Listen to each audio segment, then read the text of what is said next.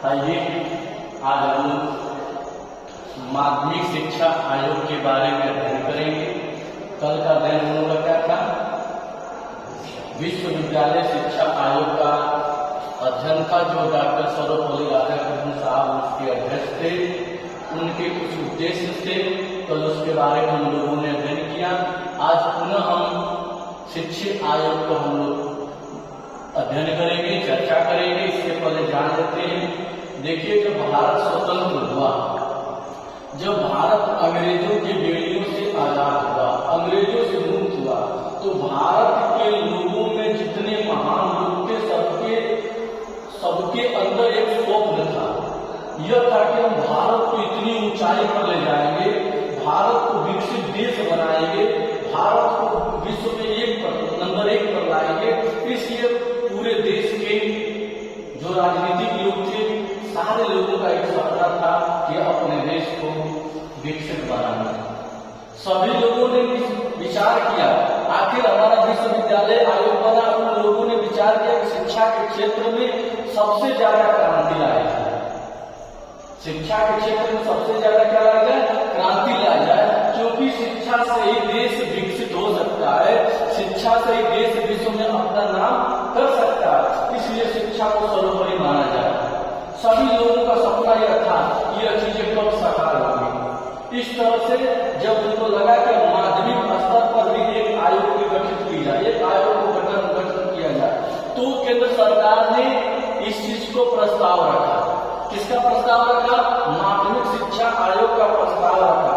उस समय तत्कालीन उप कुलपति, मद्रास विश्वविद्यालय के उप कुलपति, जिनका नाम था doctor A Lakshmana Swami Mudaliar, doctor A Lakshmana Swami Mudaliar, उस समय वह तत्कालीन मद्रास के उप कुलपति थे। उन्होंने इस चीज को स्वीकार किया कि हम इस आयोग के अध्यक्ष रहेंगे, इस आयोग के बारे में हम अध्ययन करेंगे और इस आयोग के बारे में हम लिख करके देंगे। इन्होंने स्वीकार किया। कब स्वीकार किया? 23 सितंबर सन 1952। डॉक्टर ए लक्ष्मण स्वामी मुदालियर साहब ने इसको स्वीकार किया 23 सितंबर सन 1952 को। शिक्षा के उद्देश्य को लाने के लिए, शिक्षा के उद्देश्य को लागू करने के लिए स्वीकार किया और उन्होंने उस पर कार्य भी किया।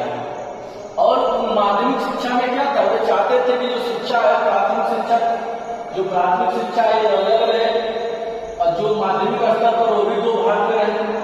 इन सब चीजों को चाहते थे कि यह सुव्यवस्थित हो। तो इस पर डॉक्टर ए लक्ष्मण स्वामी मुदालियर साहब ने कार्य किया और इसीलिए इस आयोग को मुदालियर आयोग भी कहा जाता है। ठीक है, अब तो ये बात है।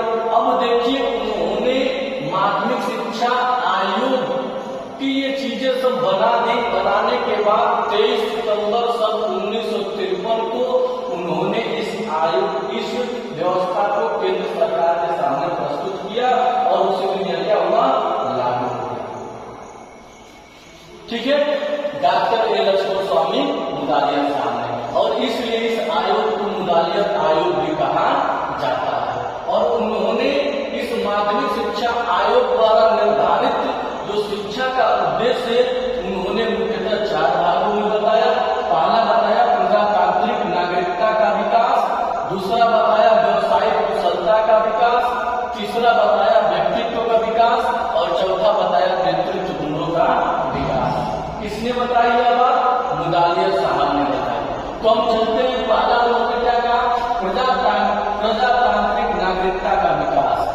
मुदालियर साहब चाहते थे कि इस स्वतंत्र भारत में लोकतंत्र में जो हमारे देश के नागरिक रह रहे हैं उनको स्वतंत्र छोड़ देना चाहिए। क्या करने के लिए? उनके अंदर प्रजातांत्रिक नागरिकता का विकास हो और उस विकास में क्या होना चाहिए? स्पष्ट चिंतन। किसी नागरिक पर दबाव नहीं बनाना चाहिए, तुम यही सोचो, तुम यही चिंतन करो। इनका कहना था, क्या कहना था कि एकदम उनको स्वतंत्र छोड़ दीजिए। क्या करने के लिए? स्पष्ट चिंतन करने के लिए, स्पष्ट बोलने और लिखने के लिए। अगर आजादी, जो भारत ने आजादी दी, भारत को जब आजादी मिली तो इस भारत में लोग जो रह रहे हैं उनको आजादी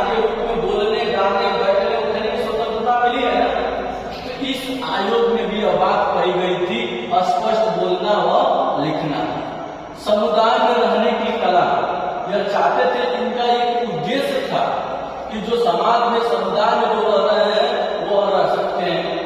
अगला देशभक्ति, वे चाहते थे कि भारत के हर एक नागरिकों की ब्लड में देश के प्रति उनका ब्लड क्या करता है, सर्कुलेशन करता है। एक एक नागरिकों में ब्लड ऐसे चले, देश में कोई भी आपत्ति बताए हर एक नागरिक खड़ा हो जाए।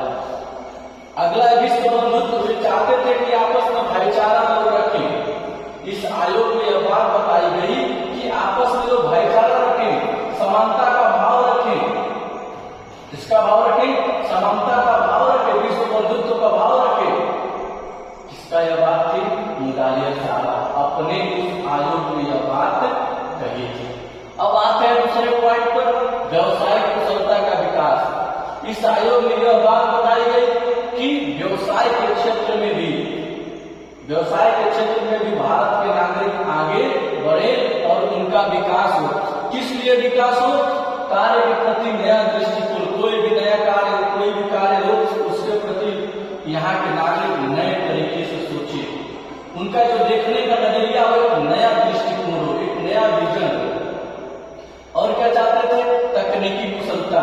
वे चाहते थे कि भारत का हर एक नागरिक तकनीक हो, टेक्निकल हो, उसके अंदर तकनीकी कूट कर भरे रहे, ताकि कोई भी व्यक्ति बेरोजगार घर पर न बैठा है।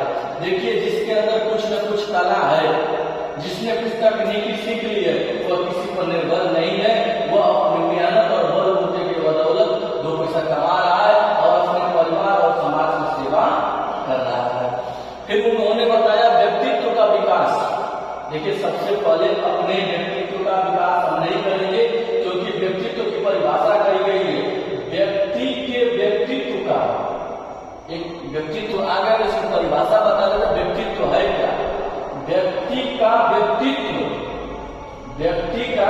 व्यक्तित्व संपूर्ण चित्र है। कौन सा संपूर्ण चित्र है? जो व्यक्ति जीवन भर कुछ किया जाता है वही व्यक्तित्व संपूर्ण चित्र है। हम कितने उम्र के हो गए, हमने क्या किया है, वही हमारा व्यक्तित्व है। वे चाहते थे कि भारत के हर एक नागरिक का व्यक्तित्व विकास हो, चाहते थे कि भारत के हर एक नागरिक चारित्रिक हो, चाहते थे कि भारत के हर एक नागरिक नैतिक हो। और जब इन सब चीजों का अगर उनके विकास होगा तो राष्ट्र को ऊंचा रखने में कोई कसर नहीं छोड़ेंगे। क्या चाहते थे? कैसा विकास चाहते थे? रचनात्मक शक्ति का विकास, यानी भारत का हर एक नागरिक के अंदर एक क्रिएशन का भाव हो, रचना का भाव हो, कोई कार्य नया करने की उत्तेजना हो। दूसरा पॉइंट क्या? उत्तम रुचि पैदा करना, यानी कि अपने अंदर अच्छा इंटरेस्ट लाना, रुचि पैदा करना कार्य करने के लिए। ठीक है। अगला है कला शिल्प आदि का विकास। चाहते थे कि कला के क्षेत्र में, शिल्प के क्षेत्र में यहाँ के नागरिकों के अंदर क्या हो? विकास हो। फिर उनका अंतिम और चौथा पॉइंट है नेतृत्व गुणों का विकास। चाहते थे कि भारत के जो इस आयोग का उद्देश्य है, उस उद्देश्य के माध्यम से चौथा भाग है नेतृत्व गुणों का विकास। उसमें यह बात कही गई है कि जो छात्र, जो नागरिक, जो बालक, उसके अंदर नेतृत्व करने की क्षमता हो, उसके अंदर नेतृत्व गुणों का क्या हो? विकास हो, ताकि अगर विकास होगा तो उसकी पहल शक्ति होगी। पहल शक्ति का मतलब जो कार्य करने के लिए आगे आना, साहस उसके अंतर्गत होगा, करेज होगा, साहस होगा। देखिए, हमारे अंदर जब तक हम किसी कार्य को करने के लिए एक कदम आगे नहीं बढ़ेंगे तब तक हमारे अंदर साहस नहीं आएगा। साहस कब आती है? जब हम चलते हैं तब आती है। जिस प्रकार से उदाहरण देख लीजिए, हमारे देश के नागरिक कोसों दूर पैदल पहाड़ों पर चढ़ जाते हैं। जिस तरह से जम्मू कश्मीर में जाएंगे, कटरा बना जाता है, माता वैष्णो का मंदिर है, लोग 17 किलोमीटर 15 किलोमीटर चढ़ाई पर पैदल चढ़ जाते हैं। क्यों? कहाँ से साहस आता है? जब एक कदम आगे बढ़ते हैं तो दूसरा कदम कहता है एक कदम और आगे बढ़ो। जब एक कदम फिर आगे बढ़ते हैं तो फिर अगला कदम कहता है फिर से आगे बढ़ो। एक एक कदम मिला करके लोग 17 किलोमीटर की दूरी क्या करते हैं? नाप देते हैं और जाकर के दर्शन करके पूरा पैदल होकर के आ जाते हैं। तो कहने का तात्पर्य हमारा है कि नेतृत्व गुणों का विकास जब होगा, हमारे अंदर एक पहल शक्ति आएगी। जब पहल शक्ति आएगी, कुछ करने की क्षमता आएगी, तो हमारे अंदर जैसे हम यह कार्य कर रहे हैं, पहले दिन अगर यह वीडियो बनाए होंगे तो हमारे अंदर थोड़ी सी लगा कैसे बना रहे, छात्र क्या करेंगे, कैसा लगेगा। पहल तो हमने किया, जब मैंने पहल किया तो हमारे अंदर क्या आ गया, साहस आ गया। क्या आ गया, साहस आ गया, उसका परिणाम दिखने लगा। फिर इसके बाद दूरदर्शिता, जब हम कोई कार्य करने लगते हैं हमारे अंदर साहस आती है, हम दूरदर्शी हो जाते हैं, मतलब सोचने लगते हैं कि अब ये कार्य कर रहे हैं तो इसका हमको परिणाम मिलेगा। जिस तरह से हम अपने पर उदाहरण है और हम दूरदर्शी सोच रहे हैं, यह कार्य कर रहे हैं तो हमारे वीडियो को लोग देखेंगे तो इतने मिलियन, इतने लोग सब्सक्राइबर होंगे, इतने व्यू होगा, इतने आवाज चलेगा, तो हमको ये मिलेगा। हम दूरदर्शी हो रहे हैं कि नहीं हो रहे? लेकिन वो चीजें बहुत दूर की बात है, लेकिन उम्मीद जगा नहीं है। क्यों जगा नहीं है? क्योंकि हमने पहल की है, क्योंकि हमने साहस भी दिखा रखी है। जब साहस दिखाने लगी है तो हमारी दूरदर्शी सोच अवश्य होगी। निर्णय लेने की क्षमता, जब हम दूरदर्शी कर लेते हैं, सोच लेते हैं, तो हम निर्णय ले लेते हैं कि हम रोज एक वीडियो डालेंगे। निर्णय ले लिए हैं तो जब हम पहल करेंगे हमारे अंदर साहस आएगी, जब साहस आएगी तो हम दूरदर्शी बन जाएंगे। जब दूरदर्शी बन जाएंगे तो हमारे अंदर निर्णय लेने की क्या हो जाएगी, शक्ति हो जाएगी। जब निर्णय लेने की प्यारे बच्चों शक्ति हो जाएगी तो हम व्यक्तियों की पहचान करने की भी शक्ति हमारे अंदर हो जाएगी। दूसरा है सहन शक्ति। क्या है? सहन शक्ति। ठीक है, जब हम देखिए कल जो पुत्रिका के शुभ अवसर पर महाविद्यालय बंद रहेगा, पुनः 26/9/2024 दिन गुरुवार को पूर्व विभाग खुलेगा।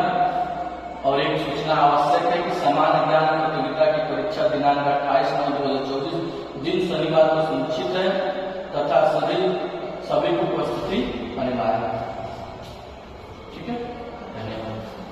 जब हमारे अंदर निर्णय लेने की शक्ति आ जाएगी तो हम व्यक्तियों की पहचान करने की शक्ति आ जाएगी। फिर उसके बाद हमारे अंदर एक सहन शक्ति, देखिए सहन शक्ति बहुत बड़ी शक्ति होती है। सहन शक्ति बहुत बड़ी शक्ति होती है, ये जाने थे। जिसने सहन करना सीख गया वो कर्ण बन गया। इतिहास उठाइए, जब वह कर्ण परशुराम को, भगवान परशुराम को कर्ण उनको अपने जंगला पर सुलाया हुआ था और एक कीड़ा कर्ण के जंगले को कुतरता जा रहा था और उसके जंगले से इतना खून गिरा, फिर भी वह कर्ण अपने आप को हिला डुला नहीं, क्योंकि उसके अंदर क्या आ गई थी, सहन शक्ति आ गई थी। सहन शक्ति आई थी ना, तब तो आत्मविश्वास, जब सहन शक्ति आ जाता तो अपने अंदर आत्मविश्वास आ जाता। जब आत्मविश्वास आ जाता तो निर्भीक हो जाते।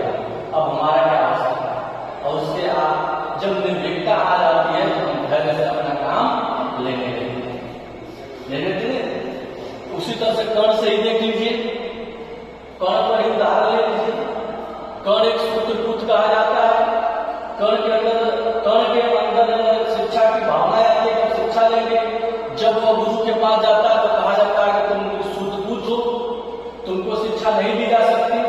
लेकिन उस कर्ण के अंदर ये सक्रिय था कि हमको शिक्षा लेनी है, विद्या लेनी है। उन्होंने क्या किया, सबसे पहले पहल की। पहल करके जाता है किसके पास, भगवान परशुराम के पास। जब परशुराम जी के पास जाता है तो बताता है कि मैं क्षत्रिय हूं, मुझे शिक्षा लेना है।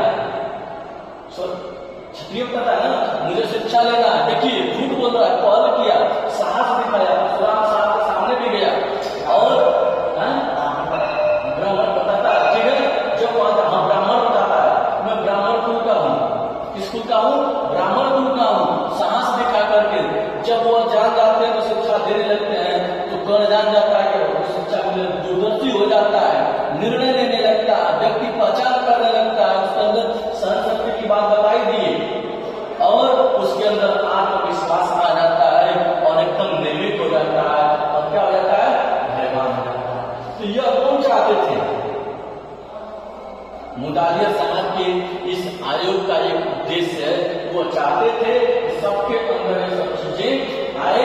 जब सभी देश के नागरिकों के अंदर ये सब चीजें हो जाएंगे प्यारे बच्चों, सच में हमारा देश विकास कर जाएगा, विकसित हो जाएगा।